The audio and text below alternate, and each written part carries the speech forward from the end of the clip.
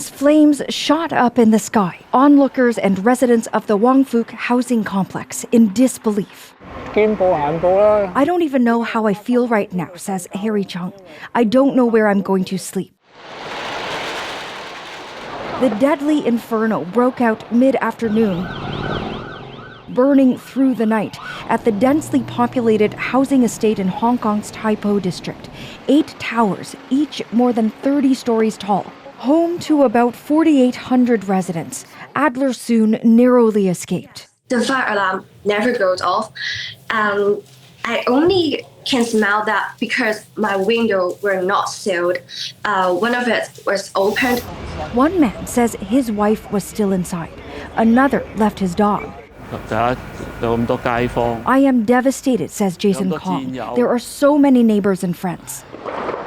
As the blaze engulfed at least 7 buildings, some 800 firefighters responded, rescuing dozens who were sent to hospital. Some didn't make it. Rescue efforts continued through the night, fire crews saving a baby and a senior. Still, as of Thursday morning, more than 200 remain unaccounted for. The search a challenge. The temperature inside the buildings concerned are very high, so it's quite difficult for us to enter the building.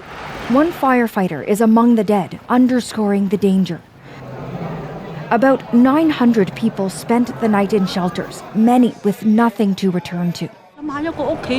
Imagine a home gone, burnt. Anyone would be heartbroken, says nearby resident Shirley Chan. Officials say styrofoam, which is flammable, was used to seal the windows. The building's under renovation, sheathed in bamboo scaffolding, which the city has been phasing out for safety reasons. And while authorities have not come forward with a cause, police have charged 3 construction company executives with manslaughter in connection to the fire. Lisa Shing, CBC News, Toronto. The devastation of that fire is being felt here in Canada as people with ties to Hong Kong wait for news of their loved ones.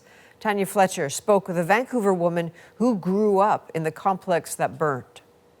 It's just sad because that's the building I lived in throughout my teenagers' year. Yuki Chun moved from Hong Kong to Vancouver 3 years ago.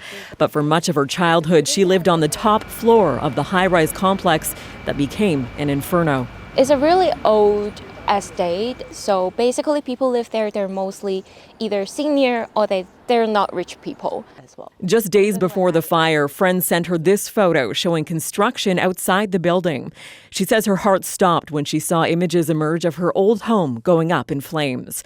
Chan still has 8 friends who live in the complex and told harrowing stories of escape.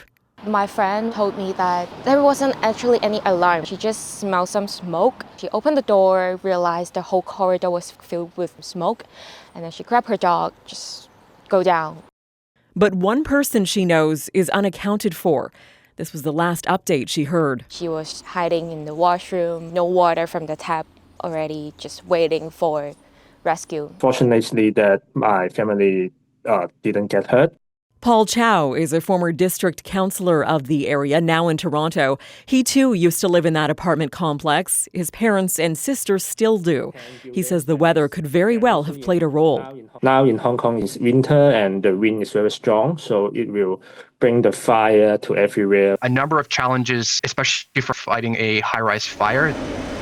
Canadian firefighters say building codes here, which can include things like sprinklers, multiple exits, and smoke control measures, are meant to stop a fire in its tracks. We do have robust systems in place to limit the fire development, the exposure, and the growth with all of those. As questions of why and how are investigated, those here in Canada with personal connections sit and worry, watch and wait for any updates. Tanya Fletcher, CBC News, Vancouver.